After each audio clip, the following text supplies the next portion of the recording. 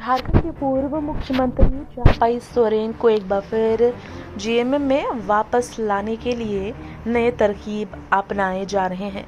जी हां, बीजेपी में उनके शामिल होने के बाद से ही झारखंड मुक्ति मोर्चा में नए तरकीब अपना रहे हैं। कभी नेता, कोई मंत्री तो कभी विधायक चंपाई को लेकर बीजेपी पर निशाने साध रही है और चंपाई को किसी भी तरह से वापस जीएमएम में लाने की तैयारी कर रही है। कोई स्वागत कर रहा है तो कोई उनके लिए दरवाजे खोल रहा है। ऐसे में झारखंड विधानसभा में बजट सत्र के जारी होने के बीच तमाम मुद्दों को लेकर पक्ष सत्ता पक्ष के बीच आरोप प्रत्यारोप का दौर भी जारी है।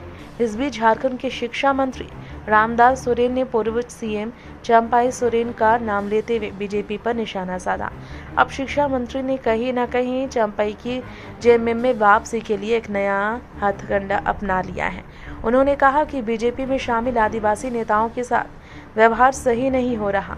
विशेष रूप से चंपाई सोरेन के संदर्भ में बीजेपी उनके साथ ठीक नहीं कर रही, ये कहना है रामदास सोरेन का। उन्होंने कहा, हम यही सुझाव देना चाहेंगे कि जिस सोच के साथ आप बीजेपी में शामिल हुए वह यही थी कि आपको मुख्यमंत्री बनाया जाएगा, लेकिन हालात वैसे नहीं रहे तो भी उन्हें किसी राज्य का राज्यपाल तो बना ही सकते थे।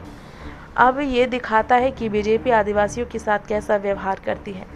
चंपाई को यहां संदेश दिया गया है रामदास सोरेन की तरफ से कि वो जेएमएम में वापस आ जाए। बीजेपी उनका सम्मान नहीं कर रही। अब यहाँ बीजेपी में जितने भी आदिवासी नेता हैं सबको केकड़ा बना के रख दिया गया है। रामदास ने भी कहा कि चंपाई दादा को मुख्यमंत्री बनाने और उनके बेटे को मंत्री बनाने की बात हुई, लेकिन अब उन्हें उचित सम्मान नहीं दिया जा रहा। भाजपा तो हार गई, लेकिन उन्हें राज्यपाल बना सकती थी, वो भी उन्होंने नहीं किया। सवाल किया गया तो सवाल का जवाब चंपाई सोरेन के पास है नहीं। बीजेपी को लेकर पत्रकारों ने जब सवाल किया कि चंपाई के लिए क्या जीएमएम के दरवाजे खुले हैं, तो शिक्षा मंत्री रामदास सोरेन ने साफ कहा, जीएमएम के दरवाजे हमेशा चंपाई के लिए खुले हैं, खुले थे और खुले रहेंगे। पार्टी निर्णय लेती है किसे आना है और किसे नहीं।